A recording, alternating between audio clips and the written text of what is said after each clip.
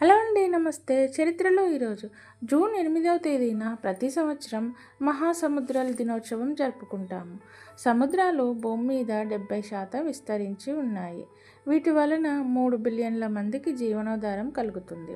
1992లో బ్రెజిల్లో ఒక సమావేశం జరిగింది. అది ఎర్త్ సమిట్. దీనిలో ఈ సముద్రాల డే గురించి ప్రస్తావించారు. 2008లో ఐక్యరాజ్య సమితి అధికారికంగా వరల్డ్ ఓషన్ డేని గుర్తించింది. మనకు అవసరమైన ఆక్సిజన్లో 50% సముద్రాల నుంచే వస్తుంది. సముద్రాలు వాతావరణాన్ని నియంత్రిస్తాయి. సముద్ర జీవుల వల్ల ఆహారం, ఔషధాలు మరియు ఆర్థిక వనరులు కూడా సమకూరుతాయి. అయితే ఈ సముద్రాలు చాలా వరకు కలుషితానికి గురవుతున్నాయి. ప్రతి సంవత్సరం 1 కోటి టన్నుల ప్లాస్టిక్ సముద్రంలో పడిపోతుంది.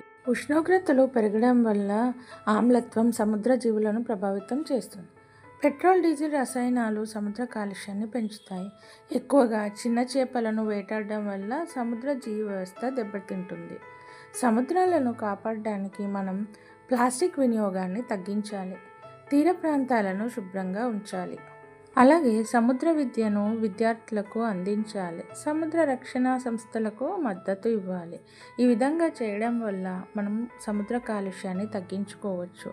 సముద్రాలను కాపాడడం అంటే మన భవిష్యత్తును కాపాడుకోవడం. ఈ వీడియో కనుక నచ్చితే లైక్ చేయండి.